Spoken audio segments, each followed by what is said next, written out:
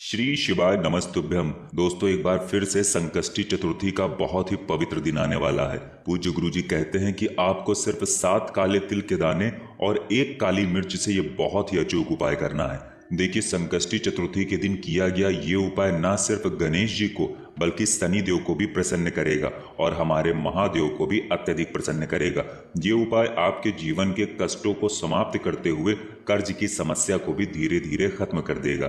तो चलिए जानते हैं इन खास उपायों को, लेकिन उससे पहले एक प्रार्थना। अगर आप चैनल पर नए हैं तो कृपया चैनल को सब्सक्राइब अवश्य करिए। देखिए, सबसे पहले तो आप लोग ये जान लीजिए कि जब हम काले तिल शिवलिंग में समर्पित करते हैं तो ये काले तिल हमारे पापों का क्षय करता है, यानी जाने अनजाने जो भी हमसे पाप हुए हैं उनका नाश करता है। और साथ ही साथ अगर कर्ज की वजह से हमारे जीवन में बहुत दिक्कत चल रही है, बहुत परेशानी चल रही है, तो उससे भी हमें बहुत ही जल्द मुक्ति मिलती है। अब देखिए, इस उपाय के लिए आपको सबसे पहले जरूरत पड़ेगी 7 काले तिल के दानों की। आपको पहले भी बताया गया है कि शिवलिंग में सिर्फ काले तिल के दाने ही समर्पित करने होते हैं। सफेद तिल भगवान विष्णु में समर्पित किए जाते हैं, इसलिए आपको सिर्फ 7 काले तिल के दाने ले लेने हैं। फिर इसके बाद आपको ले लेना है 1 काली मिर्च, और साथ ही साथ आपको एक तांबे के पात्र में या स्टील के पात्र में जल ले लेना है। देखिए, गुरुजी कहते हैं कि आप लोग शिवलिंग में अगर रोज काले तिल ना समर्पित कर पाए तो कोई समस्या नहीं, लेकिन एक काम जरूर किया करें कि शनिवार के शनिवार शिवलिंग के ऊपर थोड़े काले तिल जरूर समर्पित किया करें। अगर आप सिर्फ प्रत्येक शनिवार को काले तिल शिवलिंग के ऊपर समर्पित कर रहे हैं तो आपके जीवन से बहुत सारी बाधाएं तो ऐसे ही समाप्त होना शुरू हो जाएंगी। अब देखिए, आपको 7 काले तिल, 1 काली मिर्च और 1 लोटा जल लेकर पहुंच जाना है शिवालय। शिवालय पहुंचकर उत्तर दिशा की तरफ मुख करके आपको बैठ जाना है। अब उत्तर दिशा की तरफ मुख करके कैसे बैठेंगे, तो देखिए, आप दक्षिण दिशा में बैठ जाइए और उत्तर की तरफ मुख कर लीजिए। गुरुजी ने अपनी शिव महापुराण की कथा में बताया कि अगर आप दक्षिण दिशा में बैठकर उत्तर की तरफ मुख करके शिवलिंग की पूजा अर्चना करते हैं तो आपकी जो मनोकामना महीने भर में पूरी होने वाली होती है वो मात्र दक्षिण दिशा में बैठकर पूजन करने से 15 दिन में ही पूरी हो जाती है। इसलिए इस दिशा का बहुत ही ज्यादा महत्व है। लेकिन इसी के साथ पूज्य गुरु जी कहते हैं कि अगर शिवालय में भीड़ है तो फिर दिशाओं का कोई महत्व नहीं रहता है, फिर आप ऐसी स्थिति में किसी भी दिशा में बैठकर पूजा कर सकते हैं। अब आपको शिवलिंग के सामने बैठकर 7 काले तिल के दानों में से एक एक काले तिल का दाना उसी 1 लोटे जल में डालते जाना है। सबसे पहले 1 काले तिल का दाना डालिए और श्री शिवाय नमस्तुभ्यम या ओम नमः शिवाय बोलिए। फिर दूसरे काले तिल का दाना डालिए और ओम नमः शिवाय या श्री शिवाय नमस्तुभ्यम बोलिए। ऐसे करते करते आप 7 काले तिल के दानों को उस जल में डाल देंगे, लेकिन ये कार्य आपको शिवलिंग के सामने ही करना है। अब ये जल जो आपने 7 काले तिल डालकर तैयार किया है, इसको धीरे धीरे शिवलिंग के ऊपर समर्पित कर देना है। लेकिन ध्यान रखिएगा कि जल समर्पित करते समय आपको लगातार श्री शिवाय नमस्तुभ्यम मंत्र का जाप करते रहना है। जल समर्पित करने के बाद बाबा से अपने जीवन में चल रही समस्या को दूर करने के लिए प्रार्थना करनी है। आपके जीवन में जो भी कर्ज की समस्या चल रही है उसको दूर करने के लिए बाबा से निवेदन करना है। अब देखिए, ये जल में पड़े हुए काले तिल जब आप शनिवार के दिन शिवलिंग में इस विधि से समर्पित करते हैं तो इससे हमारे महादेव तो प्रसन्न होते ही हैं और साथ ही साथ शनि देव भी प्रसन्न होते हैं, जिससे हमारे जीवन में जो भी कर्ज को लेकर समस्या चल रही है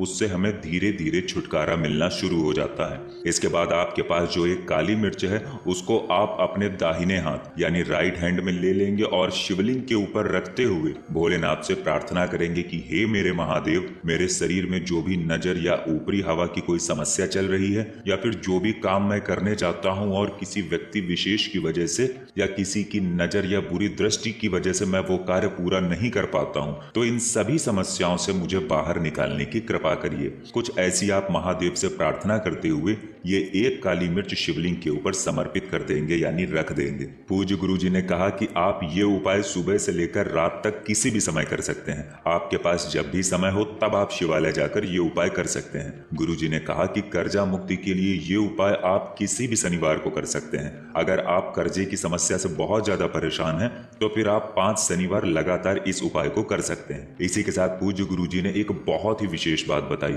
गुरुजी ने कहा कि जब भी आप लोग शिवलिंग की पूजा करने शिवालय जाते हैं तो आपको हमेशा ये ध्यान रखना चाहिए कि हम सिर्फ भगवान शंकर की ही नहीं बल्कि भगवान शंकर के साथ साथ भगवान गणेश की, श्री कार्तिकेय की, माता पार्वती की और इसी के साथ साथ समस्त देवी देवताओं की भी पूजा करते हैं, क्योंकि ये सब शिवलिंग में ही विराजमान होते हैं। शिवलिंग के ही आसपास इनका स्थान होता है। इसलिए आप जब भी शिवलिंग में जल समर्पित करने जाएं तो आपके मन में यही भाव होना चाहिए कि आप समस्त देवी देवताओं की पूजा कर रहे हैं। अब बात करते हैं पूज्य गुरुजी के उस दूसरे उपाय की। पूज्य गुरुजी ने कहा कि ये उपाय आप अपनी धन दौलत और समृद्धि में वृद्धि करने के लिए कर सकते हैं। यानी अगर आपके जीवन में धन की कमी की वजह से बहुत सारी समस्याएं चल रही हैं तो आप इन समस्याओं को दूर करने के लिए ये उपाय कर सकते हैं। या फिर अगर आपका बच्चा पढ़ने में कमजोर है, उसकी बुद्धि का विकास पूर्ण रूप से नहीं हो पाया है, वो याद किया हुआ बहुत ही जल्दी भूल जाता है, तो ऐसे बच्चों के लिए माता पिता में से कोई भी ये उपाय कर सकता है। इस उपाय के लिए आपको सिर्फ 4 गेहूं के दानों की जरूरत पड़ेगी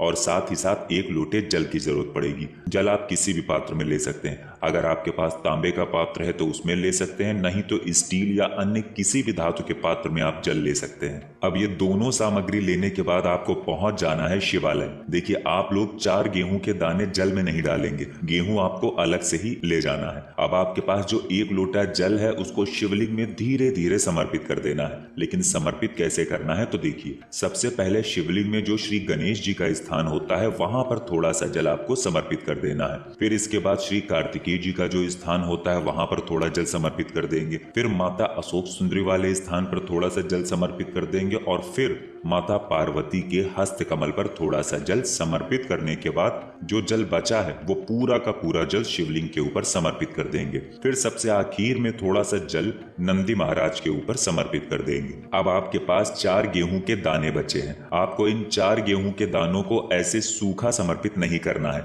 बल्कि इन्हें पहले से ही थोड़े से पानी से गीला कर लेना है। अब ये गीले किए हुए 4 गेहूं के दाने आपको श्री गणेश जी वाले स्थान पर समर्पित कर देना है, यानी रख देना है। ये गेहूं समर्पित करते हुए आप भगवान श्री गणेश के प्रिय मंत्र ओम गम गणपते नमः का लगातार स्मरण करते रहेंगे। कौन से मंत्र? ओम गम गणपते नमः। संकष्टी चतुर्थी के दिन समर्पित किए जाने वाले ये 4 गेहूं के दाने ही आपके घर में धन धान्य की वृद्धि करेंगे, आपके बच्चे की बुद्धि तीव्र करेंगे, आपके जीवन में आ रहे समस्त विघ्नों का अंत करेंगे और आपके सारे कार्यों को पूरा करेंगे। आप जिस भी भाव से ये 4 गेहूं के दाने शिवलिंग में श्री गणेश जी वाले स्थान पर समर्पित करते हैं, वो भाव श्री गणेश जी और महादेव की कृपा से बहुत ही जल्द परिपूर्ण हो जाता है। इसलिए इस संकष्टी चतुर्थी के दिन आपको ये उपाय जरूर करना चाहिए। इसी के साथ पूज्य गुरु जी ने अपनी शिव महापुराण की कथा में एक बहुत ही विशेष बात और बताई। गुरु जी ने कहा कि जो व्यक्ति कभी भी मंदिर नहीं जाता है, 1 लोटा जल नहीं चढ़ाता है, एक बेलपत्र शिवलिंग में समर्पित नहीं कर पाता है या फिर मंदिर के शिखर के दर्शन भी नहीं कर पाता है, गुरु जी ने तो यहाँ तक कहा कि अगर वो व्यक्ति आज तक किसी पवित्र नदी में स्नान भी नहीं कर पाया हो, लेकिन अगर ऐसा व्यक्ति भूल से भी शिव महापुराण के पंडाल में बैठकर सिर्फ 10 मिनट की शिव महापुराण की कथा सुन लेता है, तो गुरु जी कहते हैं कि उस व्यक्ति का कल्याण हो जाता है। इतनी अधिक महिमा है इसकी कि शिव महापुराण की कथा के पंडाल में बैठकर सिर्फ कथा सुन लेने मात्र से ही उस व्यक्ति को समस्त तीर्थों में स्नान करने के बराबर पुण्य की प्राप्ति हो जाती है।